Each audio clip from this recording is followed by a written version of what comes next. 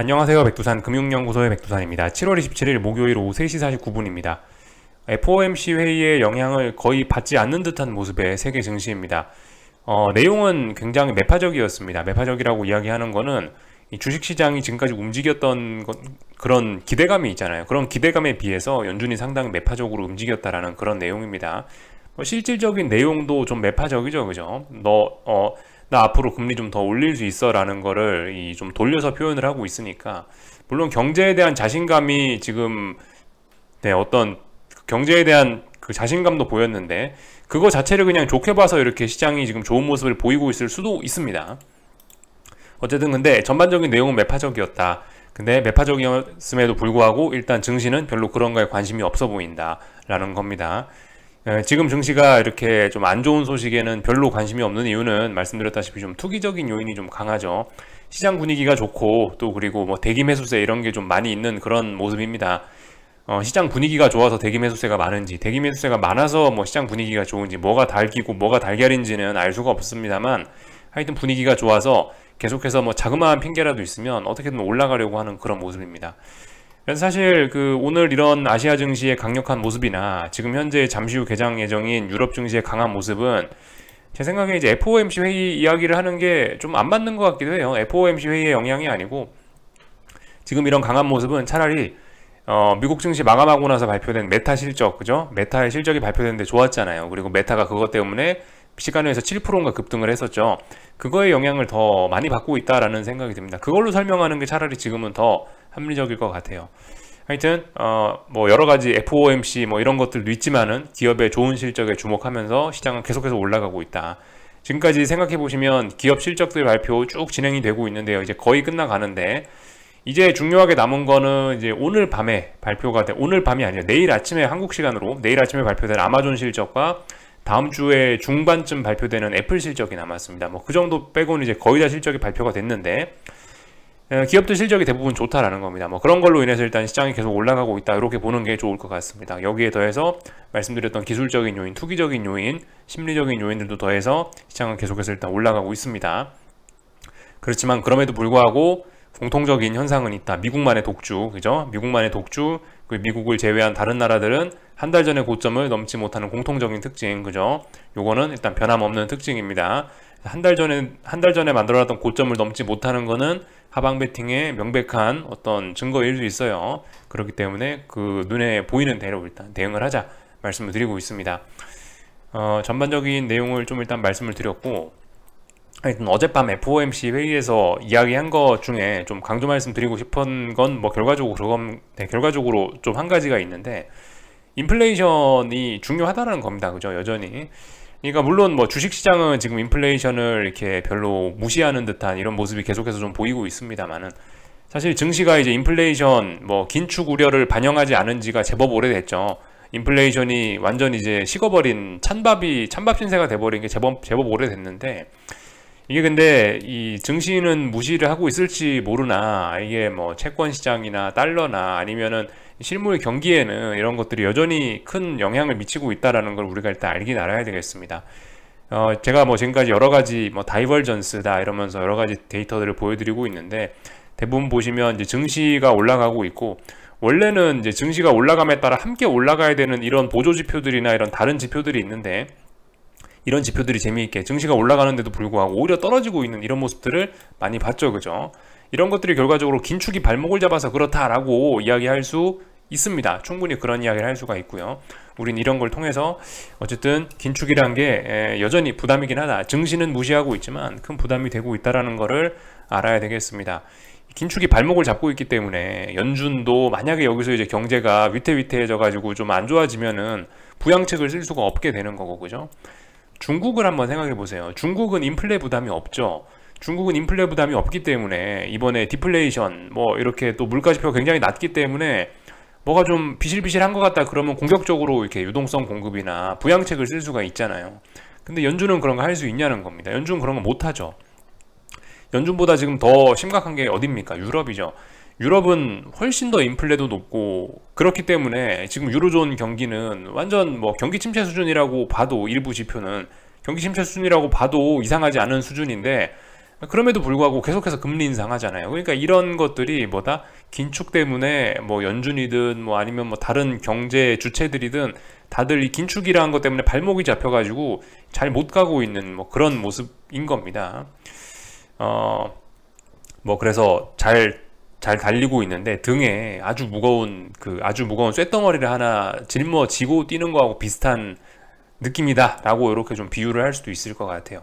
그래서 일단 이런 점들을 좀 말씀을 드렸고, 그리고 이와 관련해서 이제 좀 지표들 좀 재밌는 게 좀 몇 가지가 있는데 이런 것들을 좀 보여드릴까 하는데요. 뭐 계속해서 말씀드리지만 어떤 전반적으로 지금 이 긴축 인플레 때문에 이제 금리가 계속해서 높단 말입니다. 솔직히 그렇잖아요. 그 한국도 굉장히 금리가 높아졌잖아요. 몇 년 전과 비교해서 지금은 뭐 이자 내는 게 보시면 대부분 뭐 따따블 이상은 내실 겁니다. 몇 년 전에 비해서 금리가 많이 올랐기 때문에. 그만큼 이제 금리가 대부분의 경제 참가자, 이 시장 참가자들한테 부담이 되고 있다는 거거든요. 일반적인 사람들한테.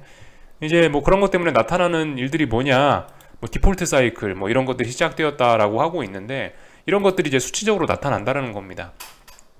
뭐 보시면 이렇게 슬슬 이렇게 디폴트 나는 그런 비율이 좀 높아지고 있다. 본드 디폴트 레이트죠. 그러니까 채권이 디폴트 나는 비율이 슬슬 고개를 들고 있다. 추세적으로 상승을 타고 있다라는 겁니다. 이게 이제 한꺼번에 확 높아지면 그게 이제 금융위기죠. 그죠? 예. 이런 점들을 우리가 좀 봐야 되겠다. 고금리 상황이 너무 높아지고 있다 보니까 이게 지금 이제 여기서 슬슬 망하는 경제 주체들이 생기면서 디폴트 비율이 높아지고, 사실 뭐 그래서 지난 3월 달에 미국 은행들이 줄줄이 망했잖아요. 그런 것도 사실 어떤 금리가 높았던 거에 대한 부담감 때문에 나타난 겁니다. 그것도 결국 긴축 때문에 나타난 부작용인 거죠. 이런 부작용이 어쨌든 한 번에 뭐 빵 터지지는 않고 계속 일단 뭐 누적은 되고 있는 상황입니다. 이렇게 부담스럽기 때문에 경기 침체 우려가 있지 않냐라고 이제 시장 참가자들이 뭐 일부 좀 주장을 했었는데, 요즘에 또 이제 뭡니까, 이번에 금리 인상이 마지막일 수 있다라는 주장을 펼치면서 좀 좋은 꿈을 꿨잖아요. 좀 희망을 가져봤는데 어젯밤에 어땠습니까? 금리 인상 마지막이라는 이야기 한 적 없죠. 오히려 더 긴축적으로 25년은 돼야 될 것 같은데 이런 이야기 했잖아요. 25년은 돼야 물가가 2% 내려올 것 같은데 이런 이야기 했으니까 이제 이런 것들에 좀 주목을 해봐야 되지 않을까 싶습니다. 지금까지 쌓여있던 이런 긴축에 대한 부작용이 하여튼 계속 누적되는 거고, 이런 것들이 언제 터질지 조금 좀 주의해야 되는 시즌이 아닌가 싶어요. 슬슬 디폴트 레이트가 이렇게 올라오고 있으니까. 이거 말고도 뭐 재밌는 것이 하나 더 있더라고요. 뭐 그런 비슷한 데이터가 뭐 요것도 뭐 그렇습니다. 뭐 요런 거를 봐도 뭐 그렇다. 그 레버리지론과 뭐 하이힐드 본드 마켓, 그러니까 조금 좀 고위험 채권 시장이라 해야 되나요? 보시면 이런 것들에 슬슬 부도 비율이 높아지고 디폴트 레이트가 높아지고 있다는 거를 여기서 확인을 할 수가 있습니다. 조금 전에 보여드렸던 것과 비슷한 데이터긴 한데, 하여튼 말씀드렸다시피 연체율이 높아지다 보니까 디폴트 비율도 높아지고 있다. 디폴트 비율이 이러다 이제 한 번에 확 터지면은 이제 위기로 가는 겁니다. 그죠? 그래서 지금 말씀드리다시피 물론 뭐 서비스업의 일부 지표들이 좋긴 합니다만은, 그럼에도 불구하고 어쨌든 이자를 못 내서 연체율이 늘어나고 망해가는 주체들이 생기는 것도 분명한 사실이다. 이게 사람이 보통 어떤 그런 감성적인 동물이기 때문에 이런 그 감성적인 거에 많이 휩쓸리기 마련인데, 경제적인 결정도요. 지금은 뭐 주식시장도 좋고 뭐 분위기가 좋으니까 다 같이 잘 될 거야 라고 하고 있는데, 어느 순간 이제 어제 우리가 봤던 코스닥의 급락처럼 뭔가 좀 그런 심리적으로 충격적인 일이 일어난다면은 이런 디폴트 레이트 이런 게 확 좀 높아지면서 좀 뭐 큰일이 날 수 있다, 이런 것도 좀 뭐 생각을 해봐야 되겠죠. 근데 아무튼 지금 당장은 아닌 것 같아요. 분명. 그죠? 지금 당장은 분명 아닌 것 같아요. 말씀드렸다시피 심리적으로 지금 분위기가 너무나 뜨끈뜨끈합니다. 물론 이게 지금 이 죽기 직전에 정말 뜨끈뜨끈한 거일 수도 있고 뭐 그럴 수도 있긴 있는데, 하여튼 굉장히 뜨겁다. 현실은 지금 굉장히 뜨겁다. 아직까지는 너무나 좋기 때문에 지금 당장은 뭐 당장은 뭐 공격적으로 아직 뭐 하방을 뭐 이런 거 아직 이야기할 때는 아니긴 하죠. 물론 욕심이 크신 분들은 지금이 매우 중요한 기회일 수 있습니다. 그죠? 그래서 일단 하여튼 중요한 건 본인 투자 스타일에 따라서 맞게 대응을 하면 된다라는 겁니다. 내가 큰 욕심을 갖고 있으면 크게 이런 상황에서 위험을 크게 감수해서 남들이 안 하는 뭔가를 해야지 남들보다 더 큰 수익을 갖고 갈 거 아니에요. 그죠? 지금 남들은 아무도 하방 이야기 하지 않습니다. 그죠? 이런 상황에서 열심히 하시는 분들은 나중에 고수익을 얻거나 아니면은 뭐 잘못되거나 둘 중 하나겠지만, 하여튼 지금 뭐를 하면 이제 남들보다 좀 고수익을 갖고 갈 찬스가 생긴다, 그런 기회가 생길 수 있다, 이 정도 생각하시면 되겠죠. 하여튼 지금은 그만큼 분위기 좋다라는 걸 좀 강조 말씀드리고 있습니다. 이야기가 좀 옆으로 샜는데, 하여튼 뭐 이런 것도 뭐 재밌는 데이터긴 해요, 그죠? 뭐 유럽이 미국 인플레 하향을 최근에 못 따라가고 있죠. 유로존 인플레가 심각하다, 뭐 그 때문에 금리 결정이 훨씬 제약적이다. 제가 뭐 조금 전에 영상 초반부에 말씀드렸던 인플레가 긴축이 여전히 발목을 잡고 있다, 뭐 이런 이야기, 유로존이 훨씬 심각하다, 그런 이야기입니다, 그죠? 그래서 전반적인 내용들 쭉 다 봤고요. 유럽 증시는 개장했네요. 상승 출발하네요, 일단, 그죠? 그래서 일단 오늘 있었던 일들, 뭐 기술적인 이야기들 조금 하고, 참, 요거는 참 우리가 알고 넘어가야 될 이슈인 것 같습니다. 패그웨스트 아시죠? 그 문제 있는 지역은행, 3월 달부터 그 문제가 있다 하던 은행이 결과적으로 매각이 되면서, 일단은 지역은행들 중에 어떤 그 여러 가지 폭탄이 있었는데 그중 한 가지가 해체가 된 겁니다. 그래서 뭐 이런 일들이 있었다. 이거 사실 어젠가 이틀 전인가 나온 뉴스인데요. 깜빡하고 말씀을 안 드려서 일단 이거 알고는 넘어가자. 은행 위기가 좀 진정되고 있다. 그만큼 시장 분위기가 좋으니까 이런 은행 매각도 성공이 되는 것 같다 싶습니다. 알고 넘어가자. 그리고 오늘 뭐 한국은행은 금융사 대출 적격 담보 범위를 확대를 하고 뭐 금리를 0.5%로 인하를 했다라고 합니다. 예, 뭐 참고적으로 알아놓자. 이런 거를 하는 이유가 뭐겠어요? 그만큼 뭔가 한국은 좀 뭐가 좀 가계부채도 많고 이러니까 좀 아쉬우니까, 금리를 부담스러우니까 저런 식으로, 뭐 물론 이게 기준금리는 아니니까 이게 뭐 통화정책의 전반적인 방향을 바꾸고 그런 건 아닙니다만은, 그만큼 이런 걸 보면은 한국도 어쨌든 좀 지금 미국이 잘 나가는 거지 한국이 잘 나가는 건 일단 아니다, 이렇게 일단 생각을 할 수 있겠죠. 한국도 뭐가 좀 일단 처지가 좀 어렵긴 하다. 한국도 빨리빨리 금리 인하하고 싶고 좀 그렇긴 한데, 가계부채 문제도 있고 뭐 미국이 또 계속 눈치 없이 금리를 올리고 있기도 하고, 뭐 그래서 이래저래 한국도 좀 결과적으로 미국의 긴축에 발목이 잡혀가지고 이도저도 못하는 상황이 계속되고 있다, 뭐 그런 겁니다. 이런 것들 알고 넘어가자, 이 정도 말씀만 좀 드리고요. 조금 전에 개장한 유럽 증시부터 좀 하나씩 살펴볼까 합니다. 유럽 증시는 결과적으로 가다 못 가니까 어젯밤에 급락을 했다가 이제 다시 박스권으로 올라왔죠. 네. 일단 위에 저항을 확인한 겁니다, 그죠? 위에 저항을 확인했는데, 일단 뭐 보시다시피 단기적으로 봤을 때 대략적으로 이 정도 박스권에 지금 갇혀버렸기 때문에 이제 뭐 특별히 할 말은 없습니다. 근데 넘어가고 싶으면 빨리빨리 넘어갔어야 되는데, 어젯밤에 한번 장대 음봉을 맞으면서 일단 당장 넘어갈 만한 그런 모멘텀, 어떤 그런 힘은 조금 일단 주춤해진 상태예요. 일단 박스권에 갇혔습니다. 뭐 요 정도 박스권이니까 뭐 특별히 할 말 없죠. 요 정도만 보고 넘어가고요. 중국 증시는 뭐 보시다시피 오늘 장막판에 하락 전환했네요. 미국이 기준금리 계속 올리고 있고, 중국은 어때요? 이 경제가 어려우니까 뭐 완다가 어쩐다 저쩐다 하니까 경제 안 좋죠. 금리 인하하고 있고 완화적으로 하고 있죠. 그러니까 일단 뭐 그런 점들이 좀 부담이 됐나 봅니다. 그래서 뭐 보시다시피 하락 추세 중에는 뭐 특별히 변화가 없는 거고, 직전 고점 앞두고 이제 직전 고점에 대한 저항을 테스트했는데 결과적으로 3거래일 동안 어디를 상해종합지수가 넘지를 못했고, 이는 곧 다시 또 이제 아래쪽으로 지지력을 테스트하러 갈 거다라는 것을 의미하는 그런 모습일 수 있습니다. 그래서 일단 아래쪽으로 다시 내려오면서 지지력을 테스트하러 갈 거다. 어디까지 갈지는 알 수가 없다. 다만 근데 지난번에 여기서 하루 만에 이걸 급등을 해서 이 박스권 상단까지 올라와 버린 거기 때문에 이 되돌림도 좀 급격하게 나타날 가능성은 열어놔야 되겠다, 이 정도 이야기하면 될 것 같습니다. 일본 증시 좀 잠깐 보자면은, 일본 증시는 분위기 좋네요, 그죠? 이쯤 됐으면은 이 지난번 직전 고점을 살짝 뭐 턱걸이 하고 있는데요. 이렇게 되면 일단 추가적인 어떤 상승 시도를 하겠다라는 의미가 있겠죠. 그래서 다시 한번 상승의 목표치는 일단 위쪽까지 열렸다라고 보여지는데요.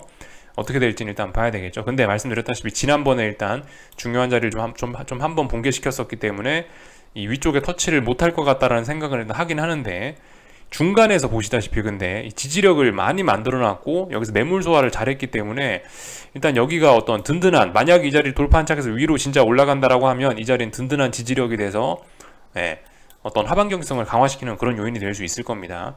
또 그리고 지금 여기서 그 지지력을 잘 만들어 놨기 때문에 위로 올라간다라고 한다면은 어쩌면 뭐 생각보다 좀 강한 매수세가 좀 나올 수 있을 것 같기도 해요. 그러나 분명히 지난번에 강한 매도세도 나오긴 했었습니다. 그래서 이 영향도 있고 이 영향도 있고 이 두 개가 약간 상쇄된다라고 볼 수도 뭐 있을 것 같긴 합니다. 하여튼 일단 앞으로는 상승하는 게 자연스러운 날이고 근데 위쪽에 분명히 무거운 저항이 있고 지난번에 붕괴시켰었기 때문에 위쪽에 돌파 한착은 어렵지 않을까라는 일단 전반적인 뷰는 뭐 일단 그대로 유지합니다. 여기까지 보면은 될 것 같고 뭐 다른 환율들도 조금씩 볼까요? 보시다시피 뭐 장중에 위안화 강세가 좀 나왔었지만은 다시 아래 꼬리를 달면서 올라왔습니다. 그죠? 다시 장중에 약세 흐름 나왔는데 이런 점들 때문에 아마 오늘 중국 증시가 흔들리지 않았나 싶기도 합니다. 오늘 달러화 대비 오늘 아시아 증시 오늘 아시아 증시에서 이 달러화는 보시다시피 이렇게 좀 네, 달러가 그러니까 장 초반에 그 미국 증시 마감하고 나서 아시아장 개장하기 그 새벽 시간 있죠. 그 새벽 시간에 메타 실적 발표되면서 이제 달러가 확 약세가 좀 나왔었는데 이제 막상 이제 아시아 증시 개장하니까 장 초반에 약했던 거 다시 되돌리면서 달러가 장중에는 조금 강세 흐름을 나타냈습니다. 아시아 본장 시간에는 전반적으로 달러가 아래 꼬리를 달면서 이렇게 올라왔어요. 꼬리를 달면서 올라오면서 조금 전에 보셨던 것처럼 이렇게 위안화가 아래 꼬리를 달고 올라오면서 야, 단기적으로 이거 쌍바닥 가능성 있는 거 아니냐라는 이야기를 할 수 있게 되었습니다. 근데 일단 지금 큰 틀에서 보면 위안화는 이렇게 박스권이라고 보는 게 일단 좋을 것 같긴 합니다. 박스권인데 지난번에 여기 보시면 고점이 일단 한번 낮아지긴 했기 때문에 이번에도 사실 여기가 붕괴되면서 아래쪽으로 내려갈 것이라고 생각을 하는 게 좀 합리적인 관점이긴 하는데요. 근데 아시다시피 중국의 통화정책은 일단 완화적이고 미국의 통화정책은 긴축적이기 때문에 계속 이 위안화가 강세로 가기는 명분이 좀 없지 않나 싶긴 합니다. 그래서 일단 쌍바닥 이렇게 가능성이 있고요. 조금 좀 멀리 보면은 이렇게 해서 뭐 삼중바닥형 가능성도 이야기할 수 있긴 합니다. 일단 뭐 이런 모습입니다. 그래서 오늘 아시아 증시 장중에는 대부분 이제 달러 강세 흐름이 좀 나타나긴 했다. 이런 모습을 좀 봤습니다. 엔화도 그렇죠. 장 초반에 좀 빠졌다가 아래 꼬리 살짝 달면서 이렇게 올라오고 있다. 그래서 대부분 다들 지금 이제 중요한 자리이기 때문에 여기서 좀 고민하고 있는 거예요. 그죠? 여기서 계속 위로 올라갈까 아니면 이제 그만 떨어질까 다들 고민하고 있습니다. 가장 그 약체인 한국의 원화는 보시다시피 이렇게 상승 마감을 하면서 1270원이 중요한 자리라 말씀을 드렸는데요. 이 자리에 대한 지지력을 확인했는데 제 생각엔 좀 하루 정도 좀 더 확인을 해야 되지 않을까 싶습니다. 한 번 정도 좀 더 지지력 확인이 들어가지 않을까 싶어요. 그래서 아마 내일 제가 봤을 때 이 환율이 해야 되는 거는 내일 아마 한 번쯤 더 70원짜리 지지력 테스트 할 것 같거든요. 그래서 만약에 달러 매수하시고 싶으신 분들은 70원 부근에 한 번 더 내려왔을 때 지지한다라는 걸 가정하고 눌림시 매수 전략으로 한번 접근해 볼 수 있지 않을까 싶습니다. 일단 여기 1270원의 지지력이 있어 라는 걸 양봉을 보여주면서 확인했기 때문에 내일부터 이제 이 양봉을 기준으로 해서 이제 한번 달러를 매수해 볼 수 있다. 다만 이제 내일 지지력을 또 확인을 해야 이제 매수가 되는 거죠. 내일 마감됐는데 이게 또 70원 붕괴시켰어요. 그러면 달러 매수할 수 없겠죠, 또요. 네. 일단은 그 아시아 증시 장중에는 보시다시피 달러가 좀 강세가 나오면서 다른 통화들이 전반적으로 약세가 나왔고 그래서 오늘 원달러 환율도 이런 영향을 받았다 입니다. 이렇게 볼 수가 있겠고 하여튼 그죠? 환율이 이렇게 움직인 거에는 그 메타 실적과 뭐 FOMC 회의 내용 이런 것들이 복합적으로 영향을 미친 게 됐습니다. 장 초반에는 메타 실적 때문에 뭐 달러 약세 좀 나왔다가 이제 계속 시간이 흐르면서 FOMC 매파적이다. 다른 나라들은 근데 통화 정책이 좀 그렇지 못하니까 다른 나라 통화들 약세 나오는 거 자연스럽긴 하겠죠. 일단 뭐 환율은 그래서 장중에는 뭐 그럭저럭 좀 논리적인 흐름을 좀 보였다라고 개인적으로 좀 생각이 됩니다. 그러니까 그죠? 뭐 계속해서 말씀드리지만 주식시장과 다른 시장은 좀 생각이 좀 다르긴 하다. 이런 생각의 어떤 괴리가 계속해서 이어지고 있다. 이렇게 보면 될 것 같고요. 이제 한국 증시 이야기를 좀 할까 하는데 그 한국 증시는 오늘 보시면 코스피는 전일의 하락을 다 되돌렸습니다. 또 그리고 오늘 상승하는 종목 수를 보면 오래간만에 매우 전 종목이 거의 다 올랐다라고 보시면 돼요. 양시장에서 다. 코스피도 거의 뭐 전 종목 다 올랐다라고 볼 수 있고 물론 하락 종목이 조금 좀 되긴 하는데 그래도 720 종목 넘게 올랐으면 많이 오른 겁니다. 그죠? 코스닥도 오늘 1250 종목이 올랐으면 되게 많이 오른 거예요. 그래서 이런 모습을 보면서 이제 어제의 급락 그리고 오늘의 이런 코스피의 되돌림 이런 것까지 보면서 제가 좀 든 생각은, 야, 이거는 사실 어제 나왔던 그런 강력한 매도세는 사실 뭐 정말 의미 있는 그런 강력한 매도세라기보다는 오늘까지 움직임을 봤을 때는 이거는 사실 어떤 순환매의 측면으로 보는 게 좀 더 맞을 것 같긴 합니다. 우리가 이제 어제 마감의 관점에서 장대음봉만 봤을 때는 이거 강력한 매도세고 어떤 전환으로서의 가능성이 그래도 조금이라도 있는 그런 거였단 말이죠. 근데 오늘까지 좀 연속해서 보니까 이건 결과적으로 변동성이 워낙 커서 그렇지 아직까지는 순환매다, 아직까지는 강세장이구나, 아직까지 시장 분위기가 강하구나 라는 거를 이제 우리가 좀 알 수 있게 됐다, 이렇게 이야기를 해드릴 수 있을 것 같아요. 그래서 말씀드렸다시피 어제 저 장대음봉을 보고 기대를 하셨던 분들은 굉장히 오늘 속이 쓰리셨겠죠. 그죠? 이런 기대가 크면 실망이 크기 때문에 제가 말씀드렸다시피 언제나 제한적으로 해석을 해야 된다 라고 그렇게 좀 강조를 드리고 있는 겁니다. 하여튼간 뭐 순환매예요. 순환매. 그죠? 어떤 측면의 순환매냐, 결과적으로 코스닥이 굉장히 좀 투기적으로 좀 많이 올랐지 않습니까? 특히 코스닥에서 몇 종목만 올랐죠. 에코프로 친구들만 올랐잖아요. 에코프로 친구들 이제 투기적인 자금이 확 빠져나오면서 그 돈이 결과적으로 아예 이제 아무 주식도 안 사야 되는데 에코프로 주식 판돈으로 아무 주식도 안 샀어야지 그게 이제 하락으로 전환이 그렇게 되면 시장이 어떤 하락세 이런 이야기를 할 수 있는데 에코프로 팔아갖고 결과적으로 삼성전자하고 하이닉스 산 거예요. 이거 순환매죠. 눈에 띄는 순환매입니다. 그렇기 때문에 이런 거는 기존에 워낙 많이 달렸던 어떤 주도주들이 좀 쉬어가고 그동안 좀 소외가 됐던 친구들이 올라가는 긍정적인 순환매로 보는 게 이런 거는 더 적합할 것 같다. 근데 말씀은 드렸죠. 조금 전에 앞에 뭔가 하나 단서를 붙였는데 기억하시나요? 이 좀 변동성이 커서 그렇지 순환매다라고 말씀드렸습니다. 이 변동성이란 이야기에 조금 좀 주목을 하셔야 되는데 어쨌든 이 상승장이든 하락장이든 이게 변동성이 커지는 것은 이게 증시가 계속해서 상승을 하는 데는 별로 그렇게 긍정적인 요인이 아닐 수 있습니다. 특히 어떤 중요한 저항들을 앞두고서는요. 근데 지금 말씀드렸다시피 코스피나 코스닥은 중요한 저항들을 앞두고 있죠. 코스피는 당장 눈앞에 띄는 게 한 달 전에 있는 고점, 그게 이제 눈에 띄는 거고 이제 한 달 반 전의 고점이라 이야기해야 되겠네요. 그죠? 한 달 반 전에 만들어 놓은 저 고점이 중요한 저항이고요. 코스닥은 어떻습니까? 지금 당장 눈앞에 띄는 저항은 안 보이지만 근데 저 멀리 좀 뒤를 돌아보면은 뭐 2018년에 만들어 놨던 고점, 또 그리고 뭐 2021년에 만들어놨던 고점 자리들이 이게 저항이란 말이에요. 그런 거에 영향을 받는 자리예요. 그렇기 때문에 이런 변동성의 확대는 솔직히 좀 그다지 긍정적인 것은 아니다라고 일단 보여집니다. 물론 아직까지 이런 해석은요, 상승장 중이고 아직까지 대기 매수세가 강하구나, 건전한 순환매가 돌고 있구나라고 보는 게 아직까지는 좀 합리적일 수 있습니다. 그러나 말씀드렸다시피 변동성이 확대가 되고 있다는 거는 분명히 나타나는 현상이죠. 그죠?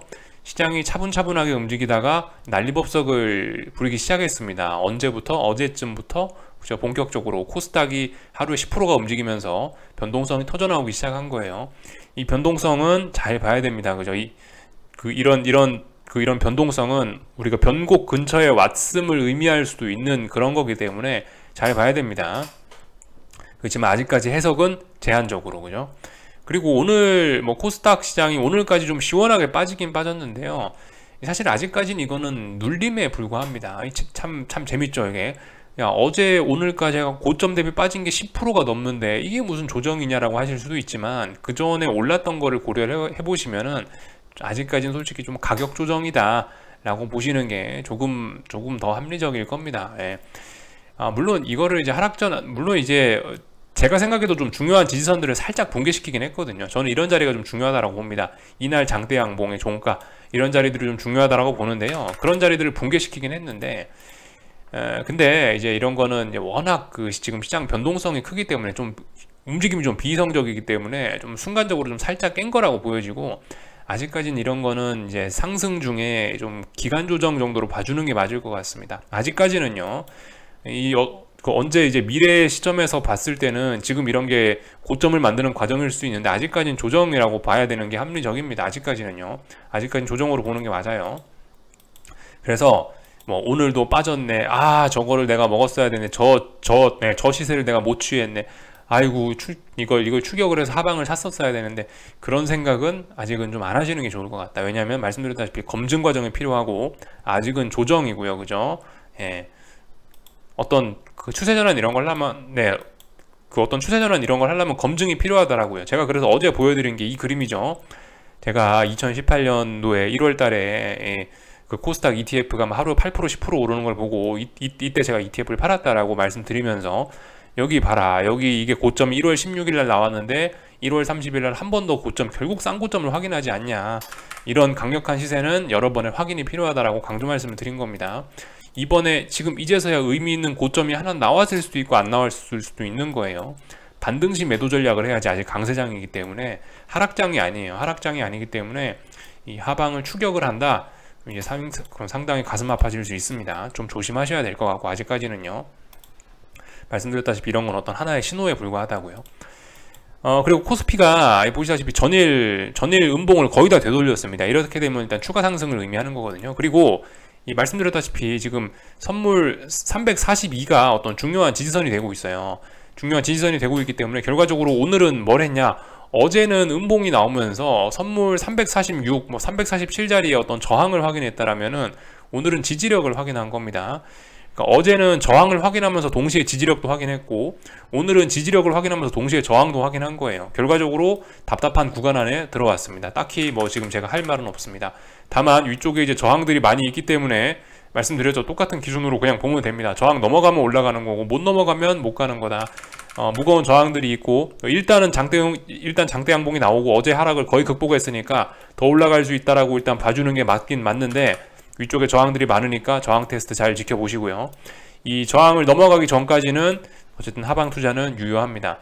넘어가지만 않는다면 계속해서 매집 할 수 있는 거죠, 그죠? 예전에 이런 시세를 보고 나 나중에 반등시 매도 전략 해야지 하셨던 그런 생각하셨던 그런 생각하셨던 기억을 좀 잊지 않으시고, 이때 했던 생각이나 지금 했던 생각이나 저는 같아야 된다라고 생각해요.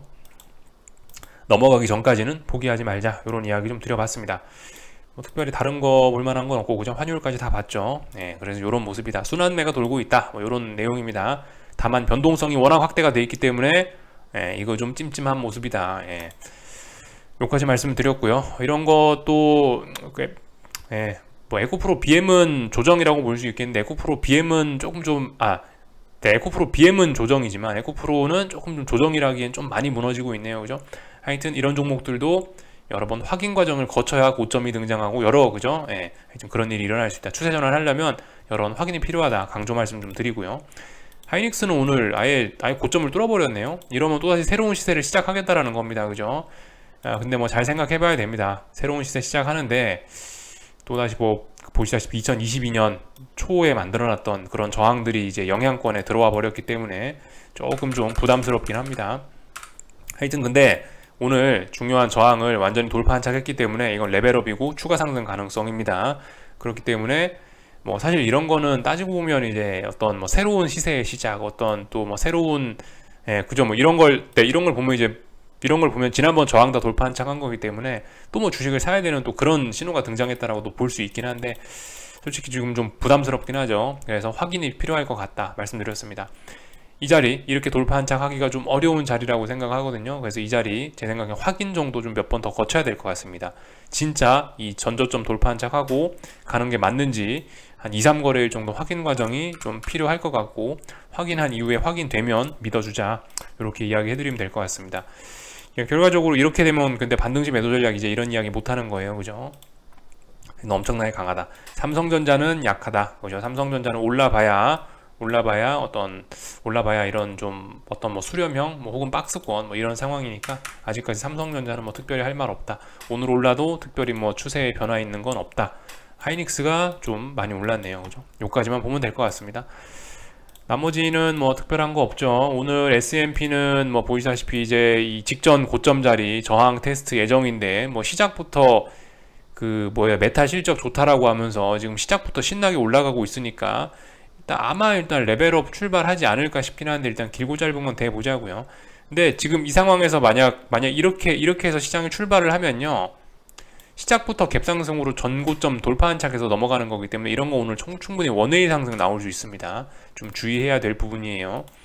그리고 애플이 아니고 나스닥도 뭐 보시다시피 어제 하방 경직성 보였기 때문에, 또 그리고 뭐 페이스북 실적, 페이스북이란다, 메타 실적 좋았기 때문에 일단 아마 갭상승 출발하긴 할 거예요. 갭상승 출발하면서 아마 조금 더 위쪽까지 올라보려고 시도할 겁니다. 제 생각에 일단 그래서 오늘은 뭐 FOMC가 매파적이고 뭐고 간에 일단 페이스북 실적이 미국 증시에 시작할 때 강력하게 영향을 미칠 것 같고, 지금 보시면 나스닥도 그렇거든요. 나스닥도 지금 15,700이라는 분봉 자리에서 중요한 저항이 있는데 이걸 지금 시작부터 넘어서고 있거든요. 그러면 일단 오늘 나스닥은 오늘 나스닥이고 S&P고 둘 다 좀 특별한 일 없이 이렇게 시작부터 강하게 출발을 하면 오늘 장대 양봉 나올 가능성 충분히 있긴 있습니다. 물론 나스닥은 장대 양봉 여기서 나와도 여기 저항이고 여기 저항이고 전고점 이런 자리들이 있기 때문에